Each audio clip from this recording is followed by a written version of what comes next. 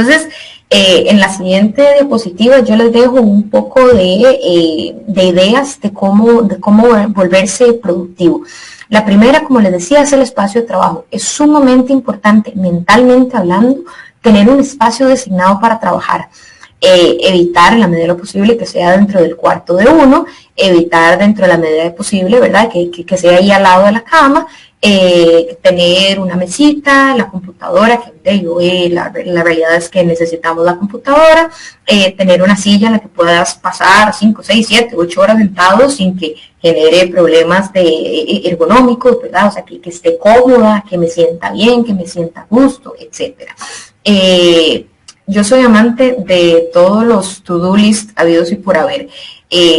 No solamente me ayudan a ver todo lo que tengo que hacer, que después priorizo usando los cuadrantes que les compartí en la diapositiva anterior, sino que además genera una satisfacción mental cada vez que uno tiene la oportunidad de tachar una de las tareas.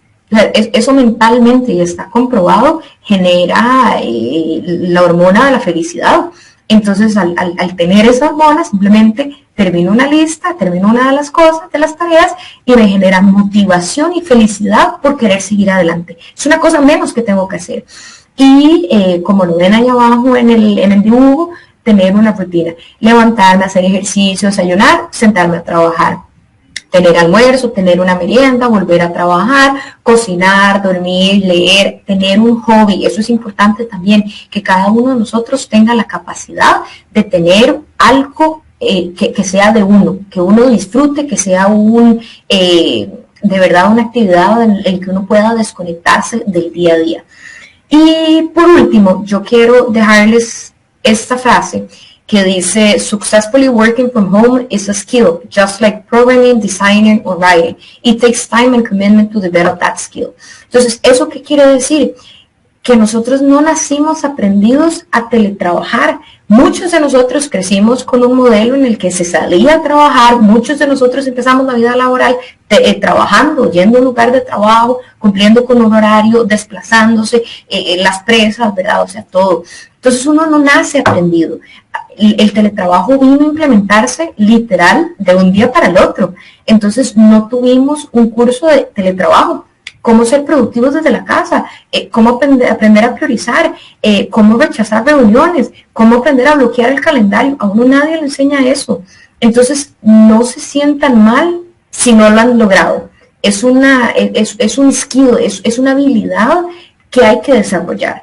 Entonces toma tiempo, como todas las habilidades, pero sí se puede. Y una vez que se logra, ¿verdad? Implica el lograr el balance vida-trabajo, implica lograr tener paz mental, implica poder irse de vacaciones sin sentir culpa por estar desconectándose de la empresa. Entonces, lo que quiero que se lleven hoy es que el teletrabajo es una ventaja, es espectacular, es de otro mundo realmente. Tal vez 4 años atrás, si a uno le decían que iba a teletrabajar, era como, no, ¿cómo? Eso va a ser imposible, ¿verdad?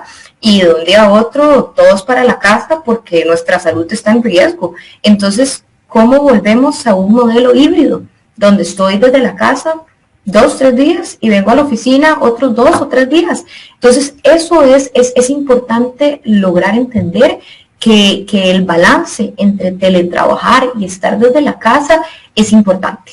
Es importante, brinda salud mental, brinda identificación con la empresa, brinda motivación, brinda la posibilidad de no padecer el burnout syndrome, etc. Entonces, lo que quiero que se lleven hoy es que el teletrabajo tiene muchas cosas positivas, también tiene sus desafíos y todos hemos vivido sus desafíos de una u otra forma.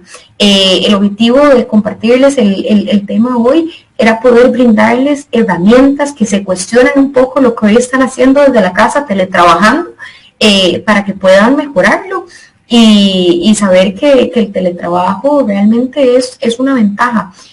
Hay que aprender a tomarle cariño, a veces es desafiante, pero una vez que uno logra ese balance es espectacular.